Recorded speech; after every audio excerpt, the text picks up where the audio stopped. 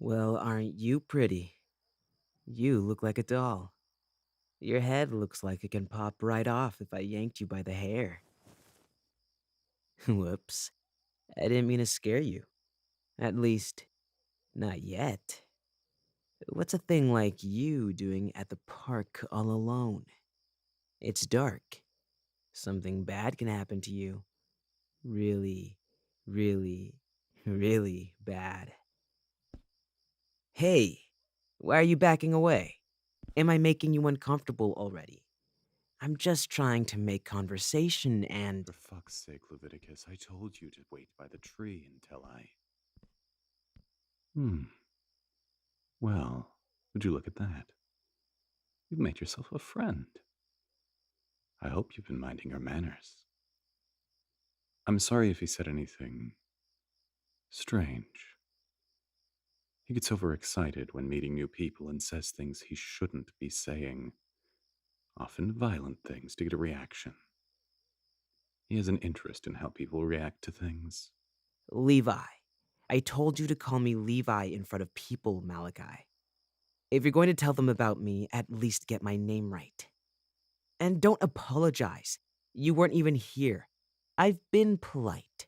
I told them that they were pretty like a doll, and I showed concern for them being out here by themselves.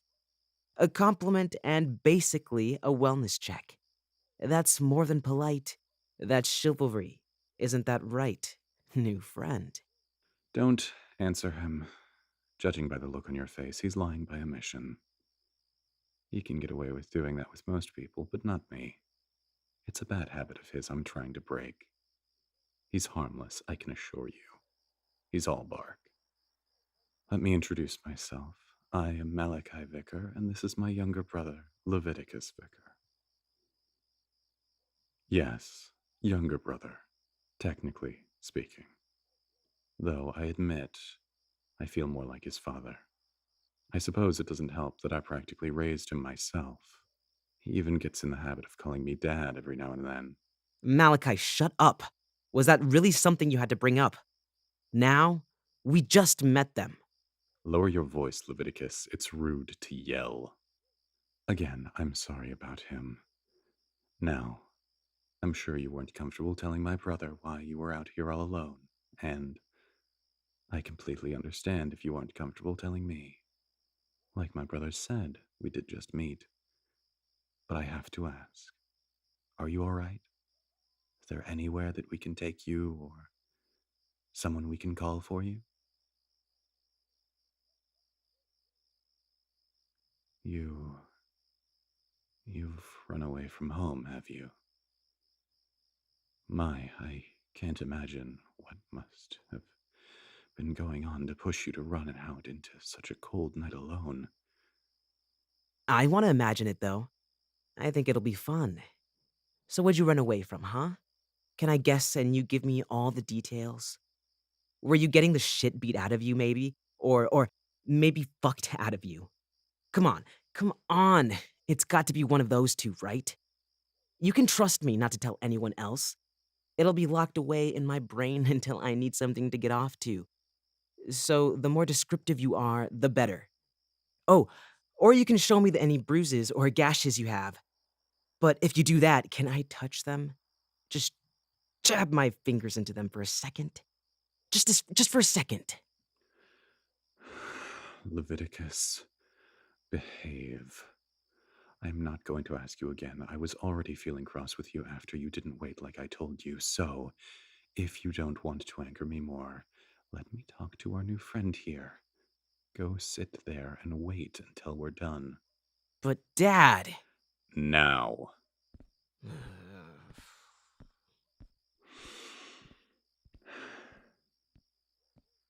I took him out on this walk to burn off some of that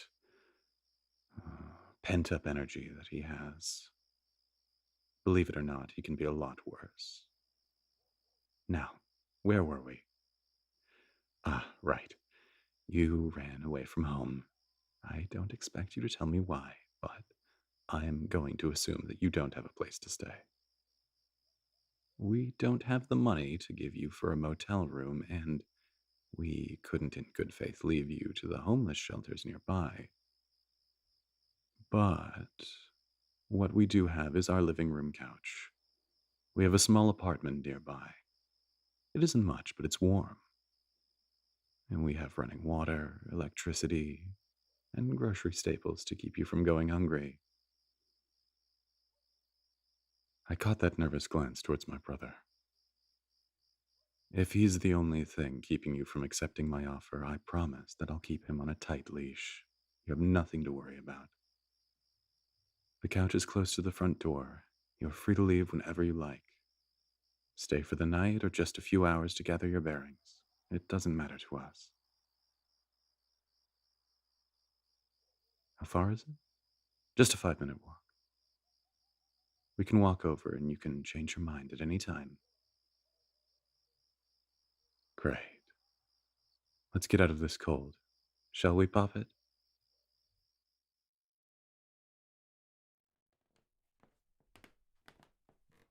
You look so cozy in our apartment, like you belong. You should consider staying here for a while, or forever. But I will be disappointed once you stop smelling like yourself.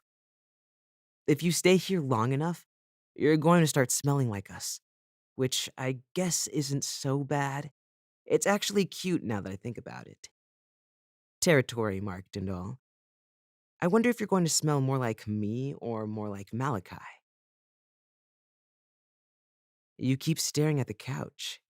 You aren't trying to avoid eye contact with me, are you? Aw, are you shy? Or are you thinking about having to sleep on the couch? Because if that's the case, you can always sleep with me. There's plenty of room for you next to me. Don't invite people into our room without asking me. Oh, come on. Like you would say no if they agreed to it? What was that, Poppet? Ah, yes, we do share a room. It's a one-bedroom apartment. That other door there leads to the bathroom, and that one is the storage closet. I will say that he isn't wrong. There is plenty of room for you should you want to be in a bed for the night, but I can see that you are nervous as it is being in an unfamiliar place. We won't push you.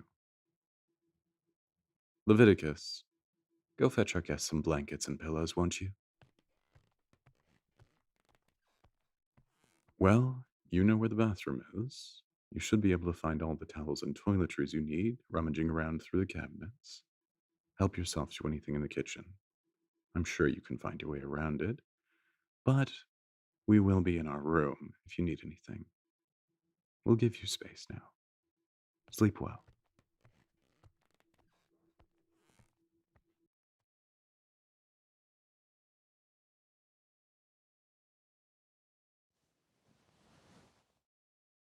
Morning, Poppet. Has anyone told you how adorable you look when you sleep? It leaves you so vulnerable. As long as I was quiet enough, I could be doing anything around you, and you wouldn't even know.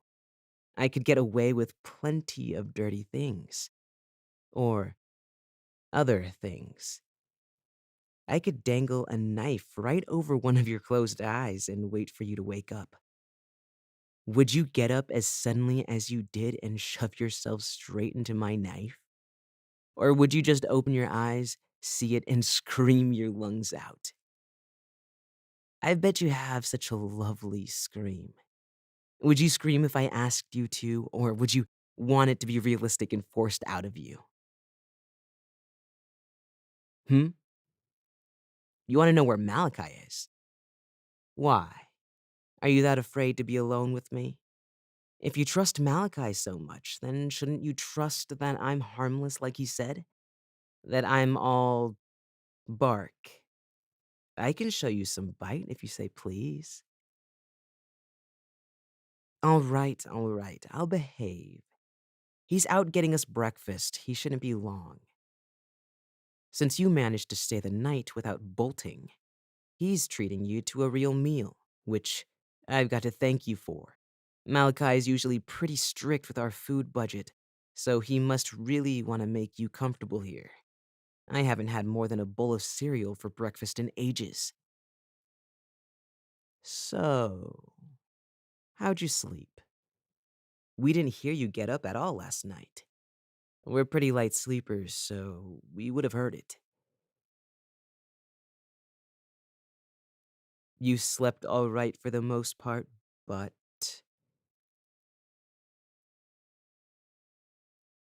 you think you woke up in the middle of the night. What do you mean, think you did? It was either you did or didn't.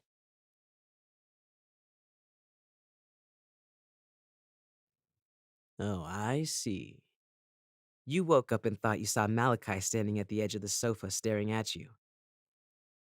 Was he doing anything weird? He was smiling? That's freaky. That doesn't sound like him. He doesn't smile much. He's always pretty serious. So, if you ask me, I don't think you woke up in the middle of the night. That definitely sounds like a nightmare. It makes sense, you know? It's your first night as a runaway on a stranger's couch. Your stress and anxiety levels are no doubt at an all time high. That could definitely cause nightmares. It doesn't help that you still know nothing about us. Your subconscious mind could be afraid we're like serial killers or something. At least we're hot serial killers, right? Be honest. Do you want to sleep with one of us already? Or maybe both of us at the same time? Oh, Poppet, you're up. Leviticus didn't wake you, did he? I specifically told him not to bother you before I left. Good. I'm pleased to see that he's been behaving this morning. More or less. Well then, I hope you haven't been up too long in that case. I'm sure he's been talking your ear off. I hope you remembered what I said about him being harmless and him just saying things to get a reaction out of you. Once you have that in your head, it's very easy to dismiss him like I do. Hey, I'm still right here. I hope you're hungry, Poppet. I thought you'd like something warm and filling after the night you had. I got us pancakes, eggs, sausages, and the like. Take however much you want. We'll take whatever's left. Malachi. Poppet here was telling me about this freaky nightmare they had. Oh, Yeah, they swore they woke up and saw you standing at the edge of the sofa staring at them and smiling. Isn't that something? I told them not to worry though, since it didn't sound like you at all. So it had to be a nightmare, probably caused by stress and anxiety, right? hmm. That is strange. I agree with my brother. I'm sorry that the stress of running away from home and being in a stranger's apartment has caused you nightmares. I hope you were still able to get some decent sleep before and after the nightmare. If you do decide to stay with us longer, I'm sure the nightmares will start to dissipate. If not, I know a great warm milk recipe that will knock you right out.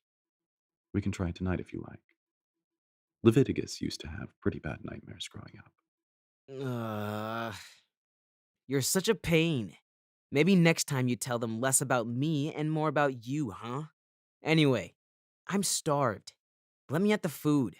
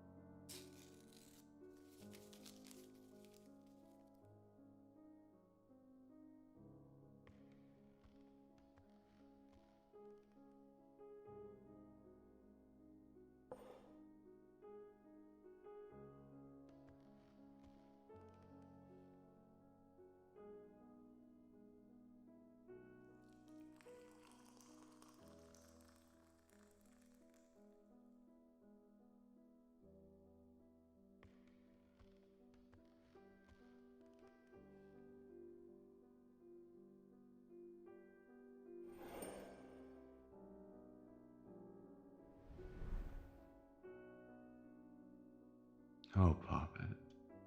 I warned you when I handed you the mug. If you drank too much too fast, you'd start feeling a little strange. This warm milk recipe is best taken slow. This is what happens when you don't listen. Look at you now. It's only your second night in a strange apartment with strange men, and you've left yourself so vulnerable. How fortunate for you that I am a patient man. Even if I could do whatever I wanted to you right now, I don't want to scare you yet. I want to take my time toying with you. While my younger brother wants to play with you physically, I want to play with you mentally, emotionally, which takes tenderness and care. For instance, I want to learn why you ran away from home. I'm oh so curious to see if I can't recreate the conditions once I have you trained to not run away, to maybe even enjoy what we do to you. Something like that takes time, and we have it. I haven't lied to you once. Leviticus on his own is harmless, truly. He won't act on his own. He won't do anything before asking me first, especially if it's something that could cause us to separate, such as manslaughter, of course. He won't act unless told to, or unless he knows I'll be helping him. I'm the only one who knows how to clean up a mess properly, after all. He isn't who you have to worry about, yet he's the one who you're trying to avoid. Stupid, stupid thing.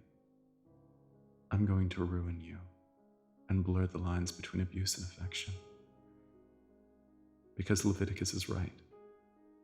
You are so, so pretty. Like a doll. And I can't wait to play with you. Oh, you aren't processing a single thing I'm saying, are you? How cute. It's better that you don't remember this. It's better that you keep clinging to me, like I'll save you. Now come to me. You look like you could use another drink.